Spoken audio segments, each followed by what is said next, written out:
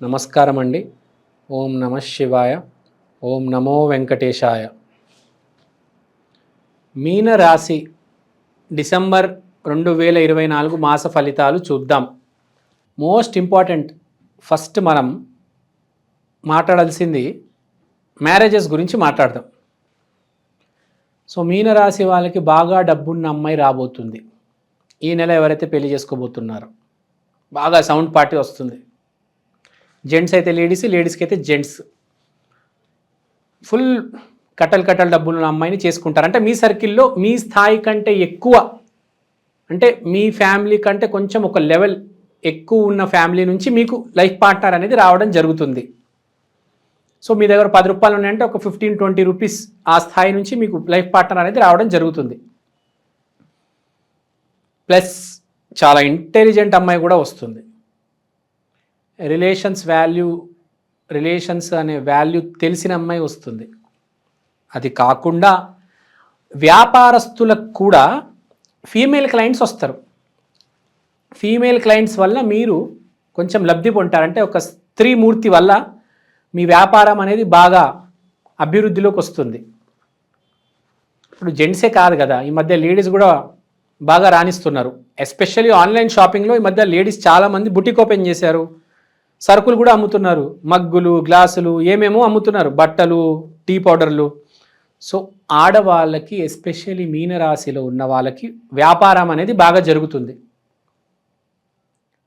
Online business అయితే ఇంకా బాగా జరుగుతుంది. బయట స్టోర్స్ పెట్టుకొని నడుపుకునే వాళ్ళకు కూడా బాగా జరుగుతుంది. మనం చూస్తుంటాం బయట బుటిక్స్, తర్వాత ఈ కాస్మెటిక్ స్టోర్స్, పూజా సామాను. లేడీస్ ఈ బిజినెస్లో ఎక్కువ ఉంటారు కాబట్టి బాగా ఈ మీనరాశిలో వాళ్ళు బాగా రాణిస్తారు లేడీస్, మెన్స్ కంటే. ఇది వ్యాపారం గురించి చెప్పాము. అండ్ పెళ్లి గురించి కూడా చెప్పాము.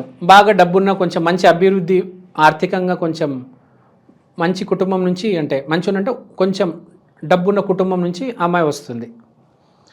సో ఇప్పుడు తర్వాత హ్యాపీనెస్ లెవెల్ చాలా ఎక్కువ ఉంటుంది. హ్యాపీనెస్ లెవెల్ అనేది విపరీతంగా ఉంటుంది. ఎవరికి? మగవాళ్ళకి. ఆడవాళ్ళు మీనరాశిలో డబ్బులు సంపాదిస్తే మగవాళ్ళు ఆనందాన్ని వెతుక్కుంటారు విపరీతంగా. They will be very happy without any reason. ఏ కారణం లేకుండా హ్యాపీగా ఉంటారు. అంటే ఏ కారణం లేకుండా అంటే ఎంజాయ్ చేస్తారు. తిరగడము, తాగడము, ఇష్టం వచ్చింది చేస్తారు. వాళ్ళకి మనసుకి ఏమనిపిస్తే అది చేస్తారు. ఒక మనిషి గుడికి వెళ్ళొచ్చు, ఒక మనిషి బార్కి వెళ్ళొచ్చు, ఒక మనిషి రెస్టారెంట్కి వెళ్ళొచ్చు, ఒక మనిషి సినిమాకి వెళ్ళొచ్చు. మగవాళ్ళు, మీనరాశిలో ఉన్నవాళ్ళు ఈసారి ఏదో రకంగా ఏదో సాకు ఎతుక్కొని ఎంజాయ్ చేస్తారు, హ్యాపీగా ఉంటారు. ఆడవాళ్ళు మాత్రం వాళ్ళని చూస్తూ ఉంటారు, వీడేంటి ఇంత హ్యాపీగా ఉన్నారు అని. ఆడవాళ్ళు ఈసారి ఏంటి, మీనరాశిలో ఉన్న ఆడవాళ్ళు మేము డబ్బులు ఎలా సంపాదించాలి, అవకాశాలు ఎలా తెచ్చుకోవాలి, డబ్బు సంపాదనలో ఉంటారు. మగవాళ్ళేమో ఎంజాయ్ చేస్తూ ఉంటారు. సో బేసిక్గా వీళ్ళిద్దరు కలిస్తే వీళ్ళు కలయిక బాగుంటుంది.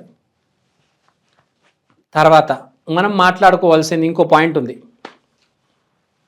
పేరు, నమ్మకం. నమ్మకం అనేది ఏర్పడుతుంది. ఏంటి, ఏ నమ్మకం ఏర్పడుతుంది, దేని మీద నమ్మకం ఏర్పడుతుంది అంటే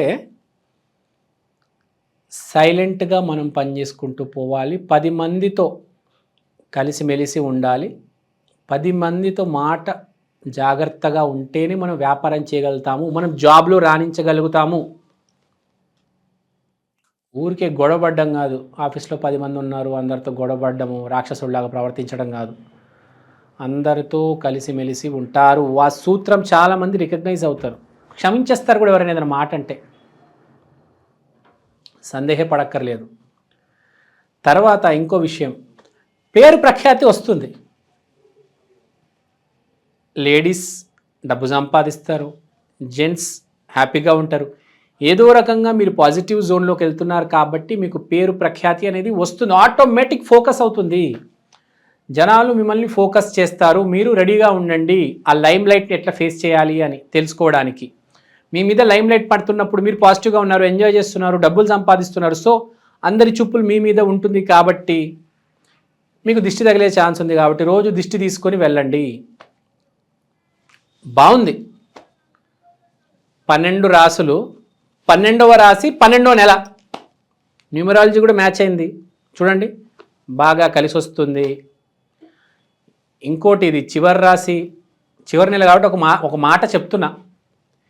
ఈ రాశి ఫలితాలు అన్నీ నేను చెప్పేవి నిజం అవ్వాలి, మీకు కరెక్ట్గా సెట్ అవ్వాలి అంటే ఒకటి గుర్తుపెట్టుకోండి, మీరు పాజిటివ్గా ఉంటే 10 మందికి దానాలు చేస్తేనే మీకు మంచి జరుగుతుంది. నేను చెప్పే రాశి ఫలం కూడా కలిసి వస్తుంది. మీరు రాంగ్ ట్రాక్లో ఉన్నారు, మీ జన్మ జాతకంలో గురువు పాడైపోయాడు అంటే మిమ్మల్ని జీవితంలో ఎవడు కాపాడలేడండి. మీరు పెళ్లి చేసుకుంటే డైవర్స్ అయిపోతుంది, మీరు వ్యాపారాలు పెడితే నడవవు, మీ జాబుల్లో కూడా మీకు ప్రాబ్లమ్స్ ఉంటాయి. Be positive. నోటి నుంచి మాట వస్తే పాజిటివ్గా రావాలి, ఫస్ట్ పాయింట్. దరిద్రం పలకరాదు. రెండో పాయింట్, దాన ధర్మాలు చేయాలి. దాన ధర్మాలు చేయకపోతే సంతోషంగా ఉండలేరు. గుర్తుపెట్టుకోండి, ఎంత డబ్బైనా ఉండొచ్చు, సంతోషంగా ఉండలేరు. సంతోషంగా ఉండాలంటే పాజిటివ్గా మాట్లాడాలి, దాన ధర్మాలు చేయాలి. ఈ 2 కంపల్సరీ, తూచా తప్పకుండా ప్రతి రాశి వాళ్ళు చేయాలి. చివరి రాశి కాబట్టి చెప్పేస్తున్నా. మీ దగ్గర ఎంత డబ్బైనా ఉండొచ్చు, దాన ధర్మాలు చేయకపోతే ఫినిష్. ఎంత డబ్బైనా ఉండొచ్చు, నెగిటివ్ మాట్లాడితే ఎవడు దగ్గరికి రాడు, ఎవడు ఫ్రెండ్షిప్ చేయడు. దగ్గరికి వచ్చినా అందరు దొంగలే వస్తారు. నువ్వు ఏం పెడతావు నాకు, నువ్వు పెట్టే వరకే ఉంటాడు, తర్వాత వెళ్ళిపోతాడు. మంచోడు రాడు నీ దగ్గరికి. నువ్వు పాజిటివ్ మాట్లాడితే నీ దగ్గరకు పాజిటివ్ వస్తుంది, నువ్వు నెగిటివ్ మాట్లాడితే నీ దగ్గరికి నెగిటివ్ వస్తుంది. అర్థం చేసుకో.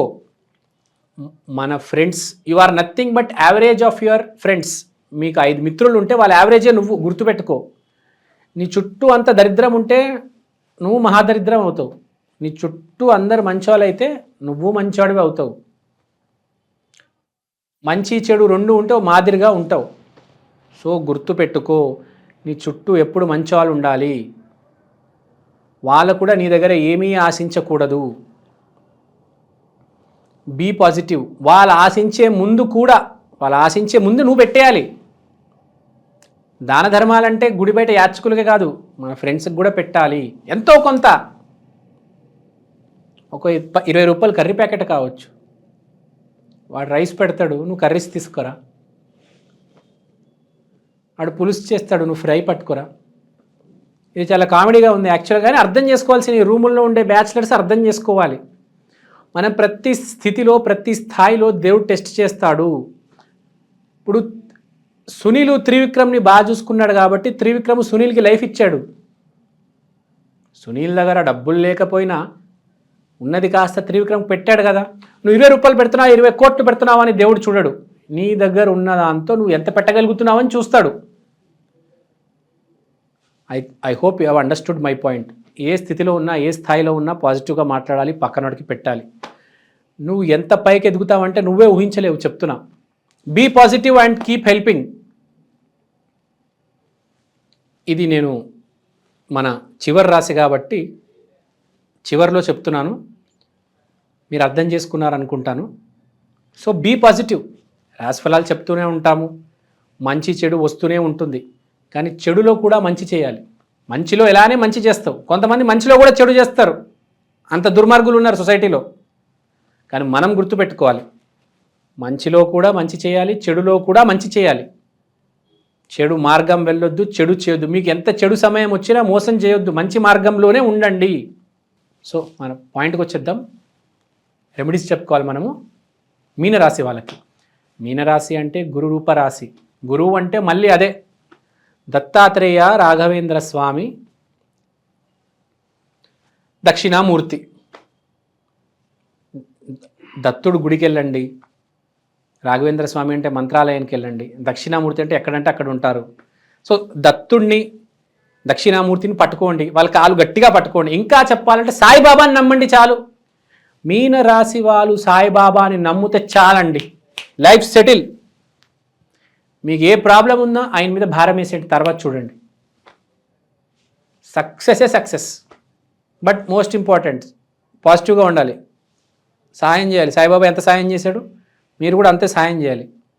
మీరు చెడు చేసి భారం మొత్తం సాయిబాబా మీద వేస్తే అవ్వదు. మీరు మంచి చేయాలి, అతను మీకు మంచి చేస్తారు. మీరు సేవ చేయాలి, అతను సేవ చేశారు. అతను ఎలా ఉంటే మీరు అలా ఉండండి. ప్రతి గురువారం సాయిబాబా గుడికి వెళ్ళండి, మీకు దగ్గరున్న సాయిబాబా గుడికి వెళ్ళండి. సాయిబాబాని నమ్మండి చాలు మీనరాశి వాళ్ళు, లైఫ్ సెటిల్.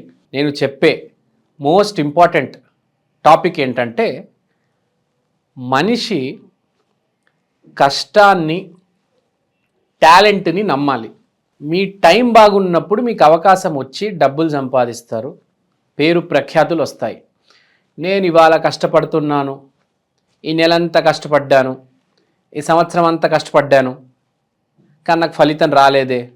ఎవరికి తెలుసు? మీకు 10 years టైం బాగాలేదు.